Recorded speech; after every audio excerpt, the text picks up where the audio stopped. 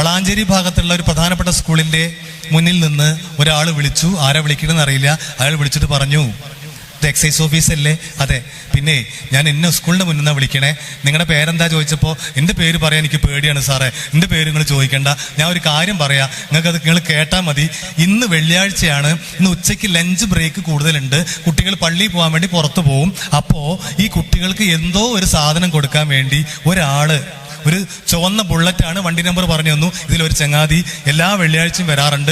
വെള്ളിയാഴ്ചയാണ് എനിക്ക് അവധി, അതുകൊണ്ടാണ് ഞാൻ അന്ന് കൃത്യമായിട്ട് ഞാൻ കാണുന്നുണ്ട്. അല്ലാത്ത ദിവസം വരുന്നുണ്ടോ എന്ന് എനിക്കറിയില്ല. അതുകൊണ്ട് നിങ്ങളൊന്ന് നോക്കണം എന്ന് പറഞ്ഞപ്പോൾ ഞങ്ങൾ അന്ന് 12 മണിക്ക് തന്നെ ആ സ്കൂളിന്റെ പരിസരത്ത് പോയി നിന്നു. ഞങ്ങൾ 4 പേര്. ഈ വേഷത്തിലൊന്നും അല്ലട്ടാ, ഈ കുപ്പായിട്ടിട്ടൊന്നല്ല. ഞാനൊരു ഫുൾ കൈ ഷർട്ടും ഒരു വെള്ള മുണ്ട കൊടുത്തൊരു ഉസ്താദിന്റെ മാതിരിയാണ് ഞാൻ പോയി നിന്നത്. ഒരു കേസ് പിടിക്കാൻ വേണ്ടി വേഷം മാറിയ കുഴപ്പമൊന്നുമില്ലല്ലോ. ഞാനൊരു ഉസ്താദിന്റെ മാതിരിയൊക്കെ പോയി നിന്നു.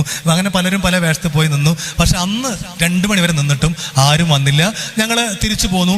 അടുത്ത വെള്ളിയാഴ്ച രാവിലെ വീണ്ടും ഈ വിളിക്കുന്ന ആള് വിളിക്കുകയാണ്, സാറേ കഴിഞ്ഞ ആഴ്ച നിങ്ങൾ വന്നിട്ടുണ്ട്, എനിക്കറിയാം, ഞാൻ കണ്ടു, നിങ്ങൾ വരണോ പോണൊക്കെ ഞാൻ ശ്രദ്ധിക്കുന്നുണ്ട്. എൻ്റെ വീട് അതിൻ്റെ തൊട്ടടുത്താ, ഞാൻ മുന്നിക്ക് വരാതിരിക്കുകയാണ്. അതുകൊണ്ട് ആ കഴിഞ്ഞ ആഴ്ച ഞങ്ങൾക്ക് ആളെ കിട്ടിയിട്ടില്ല, അയാൾ വന്നിട്ടില്ല.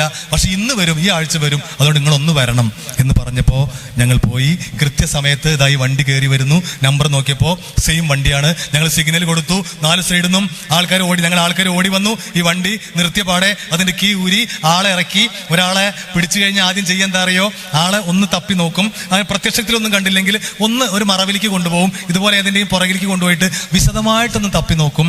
ചില സാധനങ്ങൾ എവിടെയാണ് ഒളിപ്പിച്ച് വെക്കുക എന്ന് എനിക്ക് മൈക്കിലൂടെ ഒന്നും പറയാൻ പറ്റില്ല. എവിടെ ഒളിപ്പിച്ച് വെച്ചാലും ഞങ്ങൾ എടുക്കും. അപ്പോൾ അയാളുടെ കയ്യിൽ നിന്ന് ഒരുപാട് സാധനം കിട്ടി. അയാൾ മൊബൈൽ ഫോൺ ആദ്യം മാറ്റി വെച്ചു. പിന്നെ ഒരു 10 മിനിറ്റ് ഇയാളോട് സംസാരിച്ചു. പിന്നെ അയാളുടെ ഫോണിലേക്ക് വരുന്ന കോളുകൾ ഞങ്ങളാണ് എടുക്കുക. അയാളുടെ ശബ്ദം അനുകരിച്ചുകൊണ്ട്. കുറച്ച് മിമിക്രിക്കാരൊക്കെ ഞങ്ങളുടെ എക്സൈസിലും പോലീസിലൊക്കെ ഉണ്ട്, ശബ്ദം അനുകരിക്കാൻ പറ്റിയ ആൾക്കാരൊക്കെ ഉണ്ട്. അതുകൊണ്ട് ആദ്യത്തെ കോള് വന്നു. ഒരാൾ വിളിച്ചിട്ട് ചോദിച്ചു, നിങ്ങൾ എവിടെയുള്ളത്? അപ്പോൾ ശബ്ദം മാറ്റിയിട്ട് ഞങ്ങൾ പറഞ്ഞു, ചെങ്ങായ ഞാൻ വളാഞ്ചേരി ഉണ്ട്, ഞാൻ വരട്ടെ, ലേശം സാധനം കിട്ടുമോ? ഇങ്ങോട്ട് വരണ്ട, പുതിയൊരു SI വന്നിട്ടുണ്ട് വളാഞ്ചേരി. ആ പഹയനെ കൊണ്ട് യാതൊരു സ്വൈര്യമില്ല. വെറുതെ പറയാ, പഹയൻ എന്നൊക്കെ പറഞ്ഞാൽ ഓൻ വിശ്വസിക്കുമല്ലോ, അതിനു വേണ്ടി പറയാണ്. ആ പഹയനെ കൊണ്ട് യാതൊരു സ്വൈര്യമില്ല. അതുകൊണ്ട് ഇങ്ങോട്ട് വരണ്ട, ഇതൊരു കാര്യം ചെയ്തോ, അങ്ങോട്ട് അപ്പുറത്തെ മൂടാൽ ബസ് സ്റ്റോപ്പ് ഉണ്ട്, ആ ബസ് സ്റ്റോപ്പിന്റെ അവിടെ പോയി നിന്നോ. മൂടാൽ എന്ന് പറഞ്ഞൊരു സ്ഥലം ഉണ്ട് അവിടെ, ആ ബസ് സ്റ്റോപ്പിന്റെ അവിടെ പോയി നിന്നോ, ഞാൻ അങ്ങോട്ട് കൊണ്ടുവരാൻ സാധനം എന്ന് പറഞ്ഞു.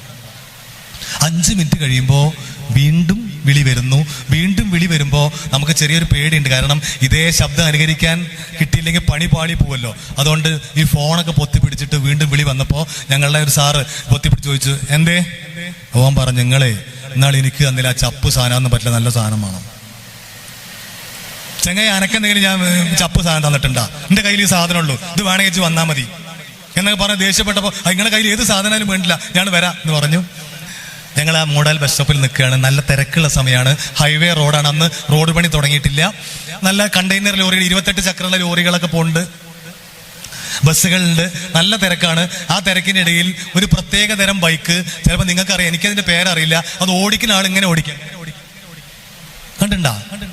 ഇങ്ങനെ കിടന്നോടിക്കുന്ന ഒരു സാധനം, ഹാൻഡിൽ ഉണ്ടാവും, ആ തല പുറത്ത് ഓടിക്കുന്ന ആളെ തല ഇങ്ങനെ ഉണ്ടാവും ഹെഡ്ലൈറ്റിന്റെ മുകളിൽ, ആളെ കാണൂല. ഈ പുറകിലിരിക്കുന്ന ആള്, ഈ ബാക്കിലിരിക്കുന്ന ആള് കുതിരപ്പുറത്തിരിക്കുന്ന മാതിരി ഇങ്ങനെ ഇരിക്കും. അല്ല, കണ്ടില്ലേ? ഏതാ സാധനം, ഏതാ ബൈക്ക്? അതല്ലേ, ആ സാധനം തന്നെ. ഇതിൽ പറപ്പിച്ച് വരിക, ഒറ്റയ്ക്കുള്ളൂ കേട്ടാ, പറപ്പിച്ച് വരികയാണ്. 28 ചക്രമുള്ള ലോറിയുടെ ഇടതുഭാഗത്തു കൂടെയാണ് ഓവർടേക്ക് ചെയ്യണേ. ഓർത്തോ, ഇടതുഭാഗത്തു കൂടെയാണ് ഓവർടേക്ക് ചെയ്യണേ. ഒരു ചെറിയ മണിക്കല്ല് കയറി ഒന്ന് സ്കിഡ് ചെയ്താൽ നേരെ ഈ വീലിന്റെ ചോട്ടേക്ക് പോവും. ഈ ലോറി ഓടിക്കുന്ന ആൾക്ക് കാണാൻ പോലും പറ്റില്ല, റോട്ടില് ആകെ പരത്തിയിട്ടിട്ട് അത് പോവും. എന്തായാലും അവിടെ നിന്ന് കട്ട് ചെയ്തു, നേരെ പോയി. അവിടെ നോക്കുമ്പോൾ മുന്നിൽ ബസ് ഉണ്ട്, ബസ് കുറച്ചും കൂടി സൈഡ് ചേർത്തിട്ട് ഓടിക്കണേ, അതുകൊണ്ട് അങ്ങോട്ട് കയറാൻ ഗ്യാപ്പില്ല, ഇങ്ങോട്ട് കട്ട് ചെയ്തു. ഒരു ചെറുപ്പക്കാരൻ വന്നിട്ട് ഞങ്ങൾ നിൽക്കുന്ന ബസ് സ്റ്റോപ്പിൽ വന്ന് വണ്ടി നിർത്തി. നല്ലൊരു ചെറുപ്പക്കാരനാണ്. പെട്ടെന്ന് അവൻ ഫോൺ എടുക്കുന്നു, ആരെയോ വിളിക്കുന്നു. വിളിച്ചപ്പോൾ ഞങ്ങളുടെ കയ്യിലുള്ള ഫോണാണ് അടിച്ചത്. ഞങ്ങൾക്ക് മനസ്സിലായി, നേരത്തെ വിളിച്ച ആളാണ്. ഏകദേശം സാധനം കിട്ടുമോ, ഞാൻ വരട്ടെ എന്ന് ചോദിച്ച ആളാണ്. എനിക്ക് ആ ചപ്പ് സാധനം പറ്റില്ല കേട്ടോ, നല്ല സാധനം വേണം കേട്ടോ എന്ന് പറഞ്ഞ ആളാണ്. വന്നാളുടെ രൂപമൊക്കെ പറയുമ്പോൾ നിങ്ങൾ തിരിഞ്ഞു നോക്കൊന്നും വേണ്ട കേട്ടോ, അങ്ങനത്തെ ആൾക്കാരൊന്നും ഇതിലില്ല. ഞാൻ മുഴുവൻ കേട്ടാൽ മതി. ആദ്യം ഞാൻ പറഞ്ഞു വരുമ്പോൾ നിങ്ങൾ എന്നെ തെറ്റിദ്ധരിക്കരുത്, എന്നോട് ദേഷ്യപ്പെടരുത്. ആ രൂപം ഞാൻ അവന്റെ രൂപം മാത്രം വർണ്ണിക്കുകയാണ്. നല്ല ചെറുപ്പക്കാരൻ, നിങ്ങളെക്കാളും നല്ല ഭംഗിയൊക്കെ ഉണ്ട് കാണാൻ. പക്ഷെ മുടിയൊക്കെ കൂടെ ഇങ്ങനെ കുത്തനെ മുളച്ച് ചേന മുളച്ചക്കണമാതിരി നിൽക്കുകയാണ്. മുടി ഇങ്ങനെ കുത്തനെ. പാന്റ് ഊരി പോയിട്ട് ഇവിടെ ഇതൊക്കെ ഊരി പോയിട്ട് ഇവിടെ കാണാൻ പാടില്ല എന്ന് തോന്നുന്ന എല്ലാ ഭാഗങ്ങളും നാട്ടുകാർക്ക് മുഴുവൻ കാണിച്ചിട്ടാ പോണേ. ഷർട്ടിന്റെ ബട്ടൺസ് തലങ്ങ് വിലങ്ങ് ഇട്ടിരിക്കണേ, ഇടാനുള്ള ബോധമില്ലല്ലോ. പിന്നെ ഒരു കണ്ണ് എഴുതിയിട്ടുണ്ട്, സുറുമ എഴുതി, അത്ര കണ്ണിങ്ങനെ എഴുതിയിട്ടുണ്ട് എന്ന് വിചാരിച്ചിങ്ങനെ മുടി വളർത്തുന്ന എല്ലാവരും മോശക്കാരാണെന്നാണോ?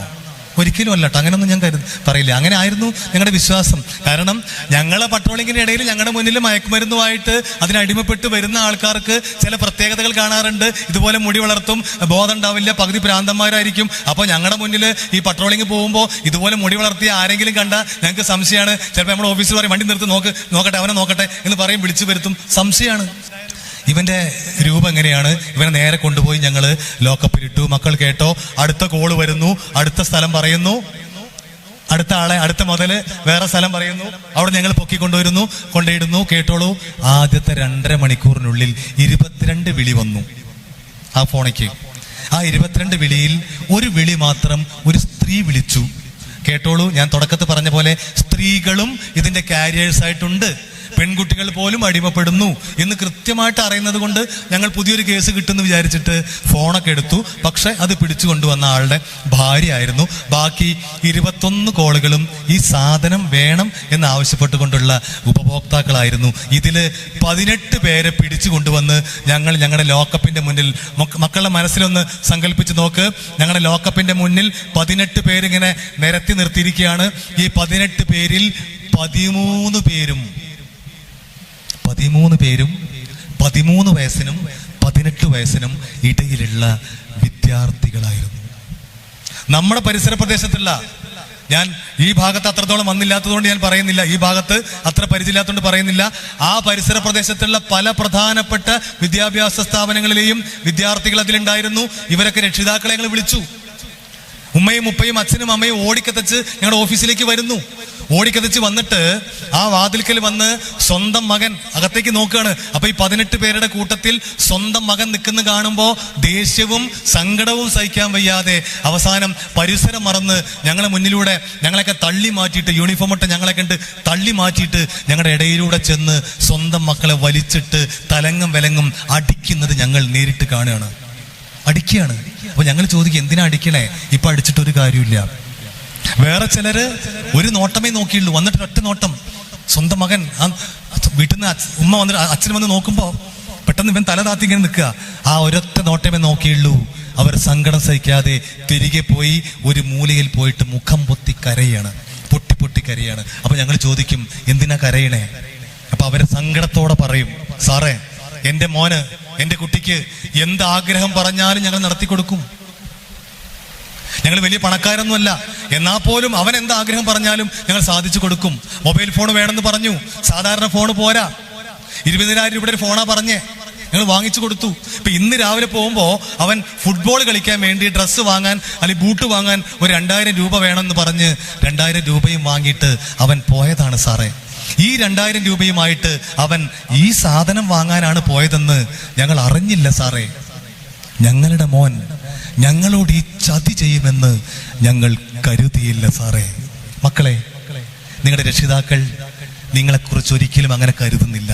നിങ്ങൾ അവരെ വഞ്ചിക്കും, ചതിക്കുമെന്ന് അവരൊരിക്കലും കരുതുന്നില്ല.